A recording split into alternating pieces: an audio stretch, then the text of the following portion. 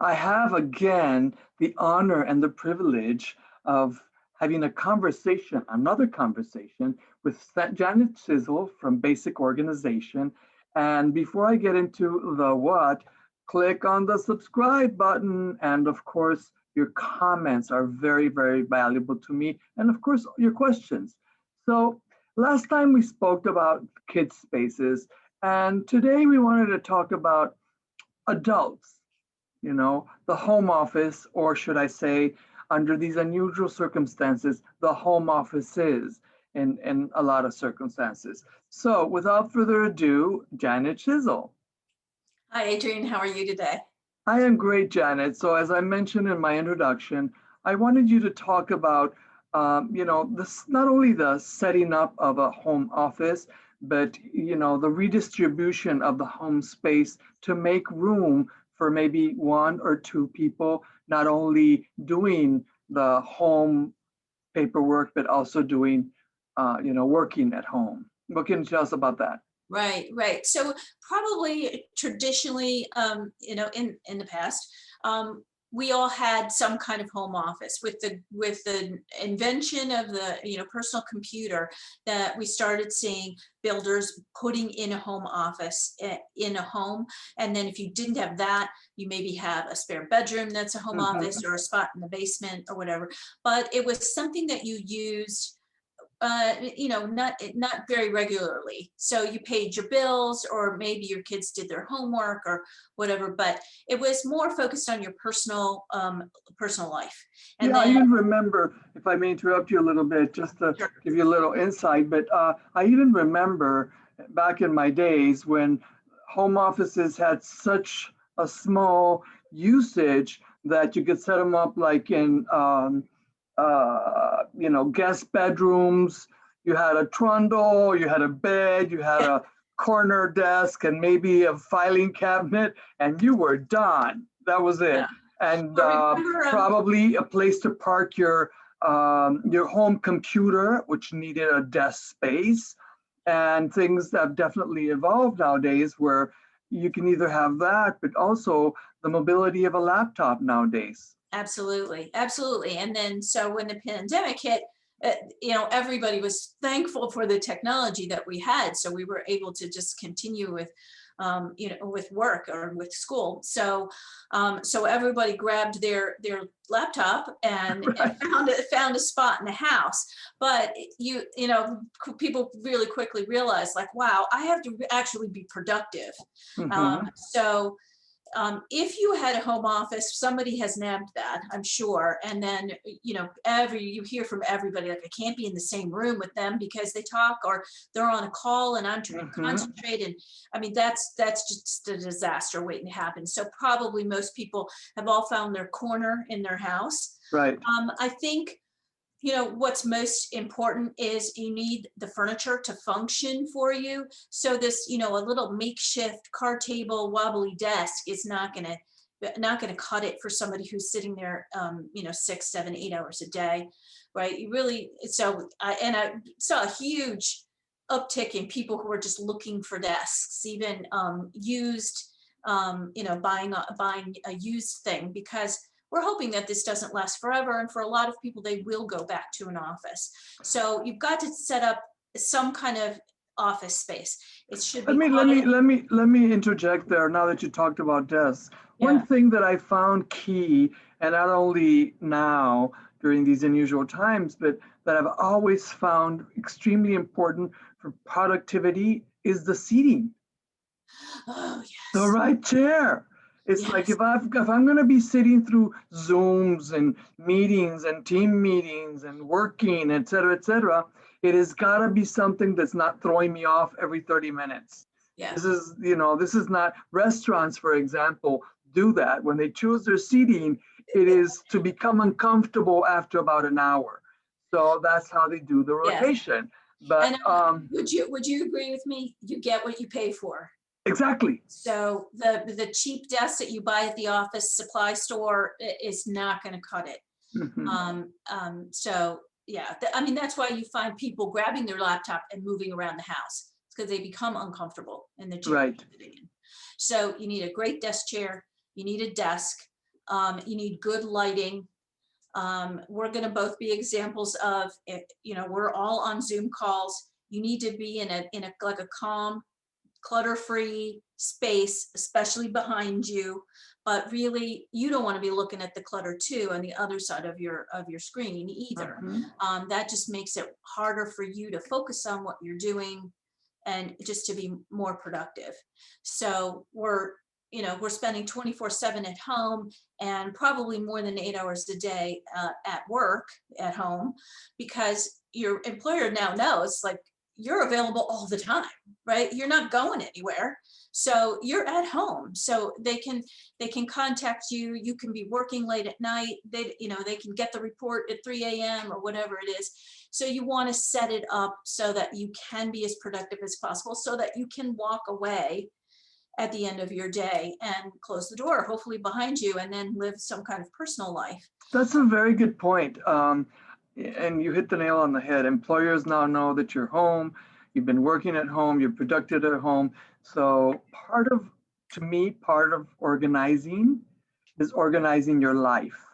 So it's not just the space, but you have to have boundaries as to, I'm going to sit down and have dinner with my husband, my kids, or my significant other, or my boyfriend, girlfriend, or whatever it is at 7 p.m. at night, for example. And that means I am no longer available. So I think the new knowledge that you have to acquire is really also become organized in your time management. Absolutely. So this is probably the most important time that you have to set boundaries, because your boundary may have been your commute home. That gave you the time to like wind down and decide, like, this is like my work day is done. And you don't have that. What, it takes you 5 seconds to leave the room, and then you're in the kitchen. And then, or somebody else is, in the room next door to you that's a family member. So you really have to set those boundaries, which means, having a door, if possible, that you can close when it needs to be quiet. Maybe scheduling with the other people in your house, like have some kind of schedule on the wall so everybody knows the hours that you are working or the hours that you're in a meeting. And so don't knock on my door, don't bother me during that time. And I also think it helps with you knowing everybody else's schedule. So Yeah. You had something very valuable last time we spoke, and that was the integration. So you have all these people living in the same house, you have to integrate, and it boils down to also their schedules. It would be good for you to know what time is going to be allocated for your kids' homework if you have kids. Or if the dog walker is going to come in, so the dog walker comes in at 4 o'clock in the afternoon if you have a dog walker. So Right. if you schedule all that, then there's no ands, ifs, or buts. There's no kids inadvertently open the door and walking in while you're having a Zoom conference call, which we have seen ad nauseum in the last few months, which is very, very funny. Do you agree with that? And also you might want to, let's do the flip side. You might want to let your employees or your staff or the people you work with know that I am available from 4 to 6. Every day I will be available. My phone ringer will be on. You can get in touch with me. I will be answering emails, because everybody has stuff throughout the day. So if you communicate, like, these are the times when you can get in touch with me, and be there, then you've set boundaries too with your work family as well as your family. Okay, I'm going to take you back to, let's organize the rooms. Okay. Let's get Okay. into the nitty gritty. So and we talked about a desk, a chair, lighting. You probably need some storage. Again, if your work is paper based, you need some place to put that stuff. You need to be able to find it. So you may not have had a file cabinet in the past, but you may need one. You certainly can put together a temporary file cabinet that works just as well. If it's something that you're not going to need forever. You need a really good system on your computer as well. If you're using your personal computer for work, I really encourage you to keep work and personal digital files separate. because the last thing you want is them intermingled, and then maybe important business stuff left in with a bunch of personal digital files, and then you can't find what you're looking for. Same with physical paper as well. If you have a file cabinet and you designate one drawer for work files, if you need that, keep your personal and work separate. Again, even the time you spend, everybody still has to pay bills or answer their personal email, but set a time, like I'm going to do that while I eat my lunch, if you have to. So between noon and 1 is my time to get on my personal email, and then I'm going to do that again at 5 p.m. or whatever is going to work for you. But I would say keep it separate, because jumping between the two is just going to cause you to be so unproductive. You really won't get anything done, and you really want to. The best way to get the stuff done, to be productive, is to focus on one thing at a time. Do not multitask. Yeah, I learned that. I learned that lesson. As a realtor, you're basically working 7 days a week. You might choose the day where you want to take off. It sure is, at least not in my case, the weekend. And then within the day, if you really want to be productive, and I learned that maybe the hard way, is you have to allocate your time to specific tasks and stick to it. Yeah. It's like there's time to answer emails in the morning, and if I'm going to be answering emails or making my phone calls, that's just what I'm going to be doing, and nothing else can interrupt that. And then, you schedule meetings with your clients. Your clients should know, I'm available from this time to this time to go visit properties. So you really have what I think has been at least very helpful for me is not only structure in my space, but structure in my time. And it also helps, in my particular personal case, my husband. It's just he and I, but he knows what time dinner is going to come about, and we're going to sit together, et cetera, et cetera. It's already predetermined, Right. So, and on weekends, which, everybody would have, breakfast, lunch, and dinner. That's not how it happens in this household. But at least within what I do, we also have a set schedule. He knows when things are going to happen, and so do I. That has become extremely helpful, and I think I did it before the pandemic, but if I can tell people, it really, really, really helps you to have that order, not only in your space, but in your schedule. And it's not just for you, it's for everybody else that shares your household. That's absolutely right. I think people are so reluctant to maybe say no. They put themselves last. So so I'll get to that personal thing. I'll get to it. And right now, when work is in your house, it's even harder. So they'll make those appointments, even if they're just with yourself. But if they're with family members, then at least you're accountable to somebody.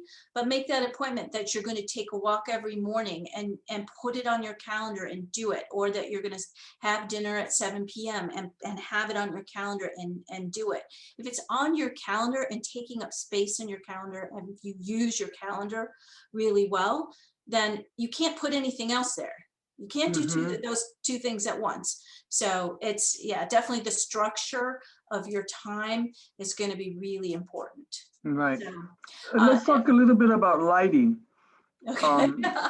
You might know a little bit more about lighting than I do. Well, no, I think I basically am listening to what my clients are telling me nowadays, if they want to move out, move up, or downsize, is that they spend so much time in their home that lighting is important. So, you just mentioned a few minutes ago, if I have this in the back, I should have something nicer in the front, which I do, which is a window. And so I have enough lighting. So in how I'm assuming that in one of your suggestions would be where to position yourself in a room to get some of that. Right. So you can see behind me, I actually have one on the other side as well. So I have two lamps on behind me, which when I'm here by myself working, they're on. Mhm. So it just adds more light to the room. And then I have an overhead light. But I know that I'm on Zoom now and I don't need that glowing light. Those Right. lights behind me, and we've all seen the Zoom calls where you're talking to somebody that's just a black blob because they have a window behind them. You Mhm. want to have the sunlight hitting your face. So yours is directly in front of you. Mine is just to the side of me, and that's important. If you don't have natural lighting from a window, then set up a desk lamp that again can be much more annoying, but it's shining.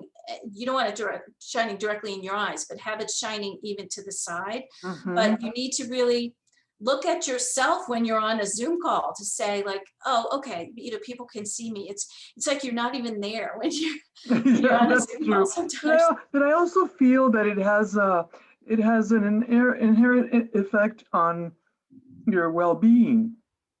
It's like when I was mentioning chairs, to me, those are key. To me, lighting, and I think as we get older, becomes much more important. But Mhm. to me, at any age, if you're stuck at home, either even kids studying and working, doing both, etc., and you're always there, it's not that you want overhead lights all the time, but opening up the shades and letting a little more natural light in. Maybe you didn't pay attention to that before because you weren't there.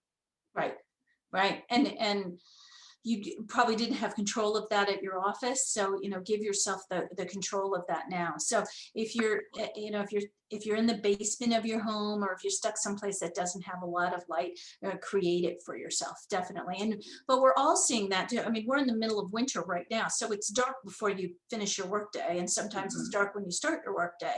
So so there you go. I mean, I appreciate so much in the winter, like my windows wide open because I want as much sunlight as I can. And we're stuck in the house, so it's hard to, you're not able to get out. So you need that refreshment maybe. So I would say, yeah, lighting is very important. What other areas of the home have you been seeing that are being turned into office space?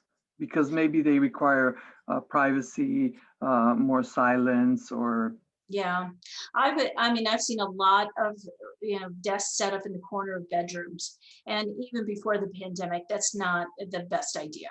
I know people are just trying to make do now, and maybe that's the only space you've got. But it just means that your work is there, 24/7, sitting, you're looking at it when you go to sleep and also when you wake up. And also just to have the electronics in your bedroom is not very calming either. So a lot of people have a formal dining room and they really don't use it very often. Maybe you can move some things around and create an office space in there. Or like people are, going down into their basements and setting up a space or an extra bedroom, that kind of thing. It's whatever works. You had mentioned early on, there are a lot of people that sit with their laptop on their sofa, yeah. or, on a nice day in the spring, I was on a lot of Zoom calls where people were sitting out on their patio. And, that might be a really nice advantage that we have right now, is that you can move around and you can do your work, from different areas of the house, if that's what you want to do. But you're probably not the best, you're not the most productive, um, if you're in a space where people are walking around and having other conversations and Or stuff. the blower from the neighbor next door that's, Yeah, cleaning up the leaves, and, it's bad enough when I hear it when I'm inside my home, yeah, so that's yeah. something that I found That out always when, happens. right. We have Another key no element that I think people should consider if they have the possibility, and I'm so glad I saw this advertisement a couple of days ago about schools putting up antennas so kids that don't have Wi-Fi can have access. But I control. also feel that if you can boost your system, boost it. There's a lot more people working on it. No, well, all of a sudden you had, five family members that were all getting on their computer at the same time, Hmm. and doing, and all trying to stay on at the same time. And yeah, so there was a lot of jumping around there at the beginning. So I think if you haven't done it yet, yeah, you should look into that. So I'm going to segue into basically your activity. So let's just say that I am a homeowner. I'm trying to be a lot more efficient in my spaces, and I would want to do a consultation with you to organize my space for my office or for my offices at home. How would you go about doing that? So we would come in and first do what we call an assessment, which is really, I come in and I look at the space and I ask you a lot of questions and we have a discussion about what's working for you now, what's not working for you now, because we don't need to reinvent the wheel if it's working for you. And then we want to build on what's working for you as well. So, you know, it is, in my opinion, a clean, flat surface is very important. So I'm going to see what is sitting on your desk and what do you have on the other horizontal surfaces in your space. And, you know, what kind of work do you do? I ask you a lot of questions like that. What I am seeing is, well, and I've seen it for years, it's probably more prevalent now, is that people tend to put things in their home office. So there's always like that pile of clutter in the home office that they would never bring to an office space, Right. never bring to work. It's the returns that they need to take back to the store, or the Amazon package that showed up 2 days ago that's, you know, you haven't opened yet, or the library books, or the, oh, I need to amend that, or the, oh, that's an art project that my daughter hasn't finished. All of that stuff would never go to your work space in an office, and you would, and you know, all of that stuff is just visual clutter that's reminding you of those things, that's taking your focus away from what you're trying to do. So we really want to look at what are those things, and let's see if we can eliminate them from the space that you want to be focused on. The other thing is a lot of home offices in a house that were you know, sold as this is going to be your home office, they don't come with any storage.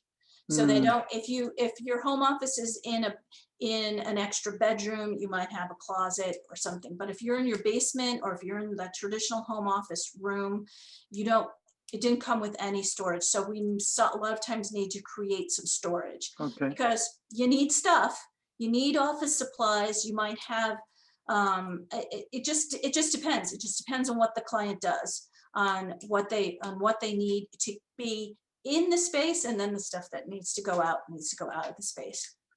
Okay, what do you think about art and things like that in the spaces?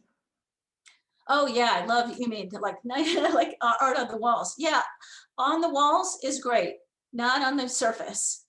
Okay. So again, you know, a lot of times I'll see picture frames of loved ones on a desk, little, you know, awards people have been given, like paperweight kind of things, and all this. It's just clutter on your desk unless you use it. You can relegate it to the shelving behind you, to a bookcase, you know, in another part of the room. That's fine, but not on the surface that you're actually doing your work. You want to be able to spread out what you're doing, and not be not have anything to distract you. Right? Okay, so what should happen at the end of the workday? At the end, oh, I'm bad. no, I'm a true believer in cleaning off your surface at the end of the day. So again, putting everything away. Now, away is relative. So I have some little pocket folder things hanging on my wall that I have labeled Monday, Tuesday, Wednesday, Thursday, Friday. So if I'm working on something, okay, if I have paperwork that I'm dealing with today and I don't finish it, am I going to work on it tomorrow? I make that decision at the end of the day. Yes, I'm going to work on it tomorrow. I just put it in the pocket that's for the next day. So I use this kind of, you know, very current filing system, so that tomorrow morning I know exactly what I'm supposed to be working on. I pull all. So it goes on your list, right? And yeah, if it's not for tomorrow and it's for Friday, it goes on your list for Friday. Yeah. That's a great idea. Taking 10 minutes at the end of your day to focus on what needs to be done tomorrow. So again, creating your to-do list for tomorrow. will just, you'll sleep better at night, actually knowing, that you have a plan for the next day. And it really only needs to be 10 minutes. Check your calendar, maybe make some notes on your calendar to block out some time, like, oh, I really need to work on this project. I'm going to block out this period of time to do it. That's a great tip. Absolutely. Yeah, definitely. So, just so I'm going to try to round this up, but I just want to let you all know that there is a great article that I will be posting, written by in the blog that Janet has, called Setting Boundaries in Your Home Office, that I think would be a very helpful resource for all of us to basically read Thanks. and find ourselves within this new reality that we're currently living. And I'm sure we will still be living for the next few months. So anyway, Janet, Yeah. I want to thank you very much, as always, for your very, very punctual and creative and helpful insights. Thank you, Adrian. And it was fun. I'm looking forward to our next one. So again, Janet Schiesl, Basic Organization. All her info will be on this video, and you can go ahead and contact her if you require her services. Thank you and have a good day.